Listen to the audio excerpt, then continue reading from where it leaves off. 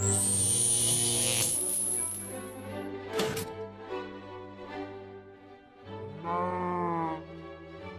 guys, and welcome, gnembon here. Today we've got 24th episode of Fun Farms, and it's gonna be a little weird one because I'll be showing you a really old project of mine in the context of a relatively new change to the villager game mechanics regarding their trades, and at the end I would ask you a very important question in the form of a poll, because this mechanic may not make it to 114. So today I'll introduce you to by far the fastest and the most humane way to get best villager trades, which is an order of magnitude better and faster comparing to the use of breeders. In fact, this project is so old I finished it before I started working on the villager breeders, and I decided to publish these first. Yeah, with this technique you'll never be in need of a large villager breeder. But since this would be pretty much the last moment to show the villager hospital project, I decided to go back to it. As I mentioned, this method works in Minecraft versions current 1.13 up until 1.9, where they changed so zombie villagers will keep their profession where converted to zombies and then cured back to villagers. Since they only keep their profession, so the outfit, but lose all their trades, the trades get re-rolled every time they are cured, so we don't need a massive breeder anymore to get fresh trades. We just need to infect and cure them again, especially that there are only two types of villagers that are worth going through: librarians for their book trades and smiths for their diamond gear trades. Obviously you have to be in hard mode for this trick to work. This, however, changed in 18W50A, which is the most recent snapshot at the time of this video, where Mojang decided that it might be nice for the players if they would keep their trades as well. And that would be the theme of the poll that we'll have at the end, where I'll present a bunch of alternatives and ask what's your opinion about it. To reroll the villager trades is relatively easy. We need to infect the villagers we don't like the trades of, cure them, and check their trades again, repeating the cycle as much as we want. Entire loop shouldn't take more than 10 minutes, where the actual waiting time for them to cure is about 5 minutes, and the rest is curing the zombies and going through their trades. So you could actually parallelize the process when more than one player is working on a project and make it even faster. Now, this setup, you can say it's kinda junky, but it's just a matter of transporting mobs from one area to another, and could be customized to your own needs with the layout you want. For example, you might want to use a yes-no villager selection station instead of a large open hall, but in all cases you have to keep in mind the cramming issue, since all the villagers, even cartographers and zombie villagers, are equally important and valuable in our case. There's not that many technical issues with this concept, except maybe by one. So how to efficiently store zombies that are being cured, so then when they turn into villagers they don't turn back into zombies because of other zombies that are still being cured nearby. And for that we'll be using a very old but useful mechanic on how they ride minecarts. I stumbled upon this mechanic way back when I was testing some things with the blazes. I had one high flat world and I was trying to cure a zombie in a minecart, and I realized they disappear on me. I thought they might be despawning or something, but then I observed them and realized that once they are cured, they fall through the ground. The thing is, zombies and villagers, despite having the same size, they just ride differently in minecarts. If you look here, villagers stay in minecarts, and villagers sit in them, so their hitbox is a little bit lowered. And the thing is, when a zombie villager converts, they actually spawn a villager at their feet position, so inside the bottom block. And this trick works with and without a rail. If you can see, like, rail is not that really high, and zombies are actually riding really deep into the ground. And that's perfect because we can cram as many villagers as we want. I mean, we are limited to max cramming, so in this case it will be 12 in total because the minecarts also count as well. But it's much better than creating those individual cells for each villager separately and cure them one by one. Since zombie villagers in normal circumstances they spawn, you would want to start the system or stop the system with a bunch of villagers in your villager sorting area.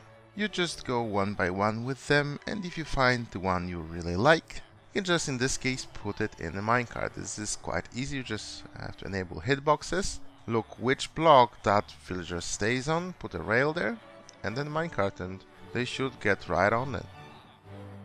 Once you went through all the villagers and you mark those that you want to keep, you just want to press this button and that will flash the entire platform and put those villagers down. Here at the bottom we have a bunch of path blocks, and when we have a villager in the minecart will be sucked in by the rail below and it will be sent to our safe chamber with all the villagers that we want to collect at the end. So the only time we really need to resupply the new villagers if we run out of the current ones, because our current ones are best, we can recycle them back into the system, or if we derp something and if we get them all killed, then will be the proper time to resupply the new ones, so we don't really need a big breeder, just a little small one would do. So before the zombies arrive at the infestation station, we have to throttle them a little bit, because if we put all of them at once, then those little zombies that we have there will be little confused who do what they target, and it will take literally minutes, like 10 minutes, for all of them to finally infect all the villagers. So the slower the better. So we have a little throttler that will keep track of a bunch of villagers and send just a bunch of them on the way. Then our villagers are being elevated with the Soul Sun elevator. I think this technique was first shown by Unaribet with the cobble wall. And they arrived up top, where they have a bunch of mini zombies that will essentially infect our villagers. And the thing is that this is the spot where the player stays, so that they are really close. So when they are infected, they won't despawn because they are next to the player. And we cannot really leave that area when this happens, because all our zombies can despawn on us if you're not careful. One thing about villagers when they are converted, I mean when the new zombie villagers spawns, when they are pressed against the walls, they very often end up in them. That's why we have those 4 water streams in the corner, so they are pushed against to the middle, which means that there is no chance that they will be pressed against the wall and get out of our system. So that's essentially necessary. And when they're all converted, we can start curing them.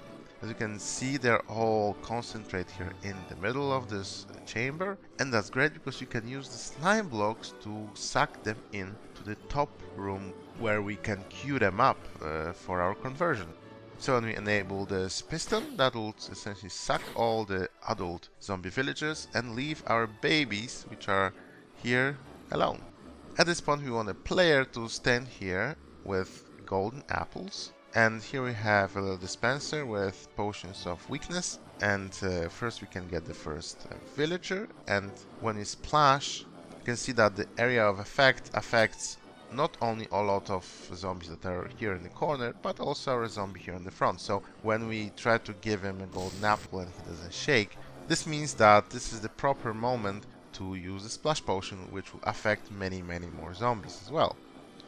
And then we just need to cure and press the button and request a new one, and we can continue, and they'll be put into their cells, and which I'll talk about in a moment.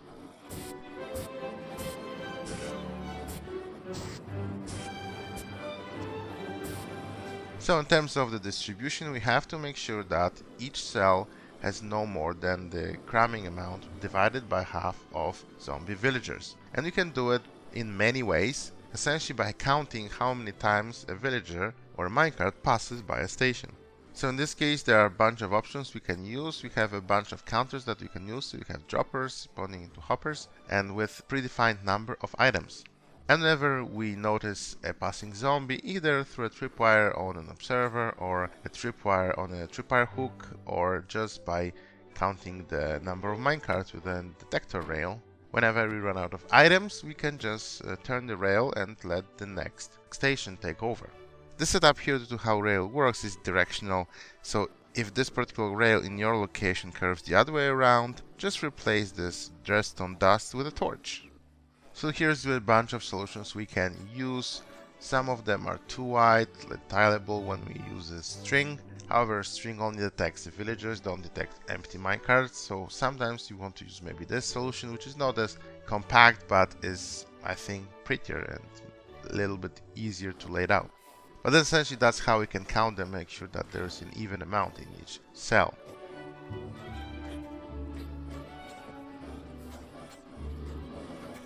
And when we are done with all of this, we just need to press the button and reset the counters, which will bring all the rails to the beginning. So that's how it looks over here. As you can see, most of our villagers have already cured. When they are curing, we don't need to worry about them despawning. They have a persistence tag back then, so there's no problem with that. And you can see they're nicely dropping into the water stream below. One thing to note is that we have those iron bars over here and below and behind. And the thing is, if a curing zombie villager is surrounded within this 8 by 8 cube around him, biased towards the negative coordinates, with iron bars or bed blocks, they are curing faster. But this increase is not noticeable at all. I mean, we have to have about 80 to 100 blocks of this type for them to be able to cure like 4% faster. So the speed up is really not noticeable, and this mechanic is completely unnecessary. It's super hard to figure it out because it's so hidden in code. You have to really read it to find it out. But since we have space, we might as well just take this extra 5%. And when we are done with all the converting and all the zombies are converted at this point, I mean, if you for example send one that we forgot to cure and will be just stayed as a zombie, that's the best time to splash him again and give him an apple as well, but this will mean that we have to wait 5 more minutes. So it's best to make sure that we are only sending those that are shaking, which means that they are curing. But when you are done with all of that, we just need to press this button, and that would release all the minecarts here that we have used to those water streams. Since we are using steel soul sand, they will be caught by those rails and sent back to the system. So since we had about 90 villagers to catch all those minecarts at once so they don't end up in the cactus, I have here a bunch of hopper minecarts just to be able to grab all of these minecarts and send them to the hoppers below. So the entire loop shouldn't take more than 6 to 10 minutes, depending on if you're doing just one person or a couple people. It takes up to 5 minutes for those villagers to cure, and then the rest is all this manual going through the villagers to looking through their trades. So in this case, since we're only looking through the white robes, so the librarians and the cartographers, which can also turn into librarians through curing, this is way faster. So for this 90 villagers here, we would have to have within this 10 minutes from a breeder about 500 normal random villagers, because only 18% of them are librarians. So for that we would need a breeder that produces about 3,000 babies per hour, which is a massive one. We had some of them like that, I think it was 18th or 19th episode of Fun Farms. So going through them would be first of all very boring, and then sending 85% of the babies to death just because of the wrong color of their clothes is a really nasty thing and a really nasty message to send to the young players. So I think this villager hospital concept is not only the fastest way to get decent trades and to cycle through trades, but also the most humane one to get those. This way is also very cheap comparing to the normal breeding. You just need a gold farm and an apple farm. In normal circumstances, to get 3,000 villagers per hour, you would probably need a stream of 60,000 carrots or potatoes, and also 150 carrots per one librarian at the end. In this case, we just need a golden apple, which is, with the gold farm, not a big deal.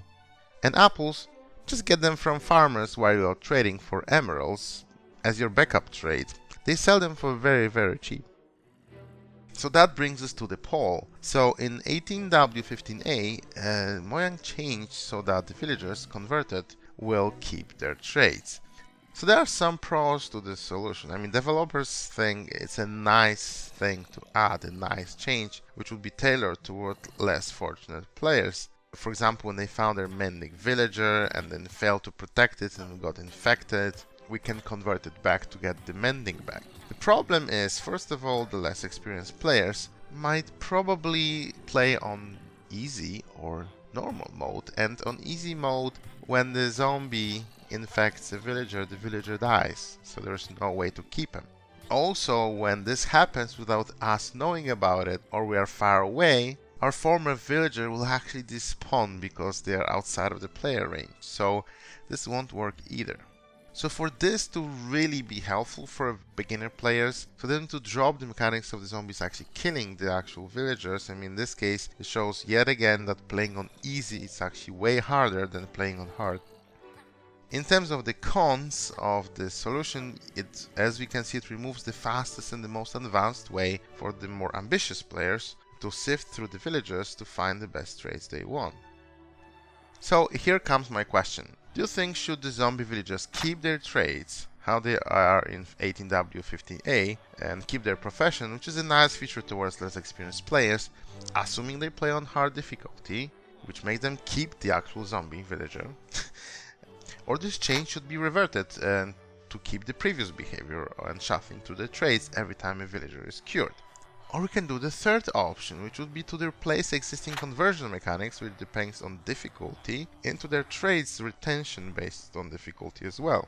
So villagers would always convert from villagers into zombies instead of dying, like they do currently, but they had a chance to retain their trades, and the easier the game is, the more chances that would be. That would mean if you are a beginning players and you're playing on easy, you'll always keep your trades even if you mess up the security in your trading hall.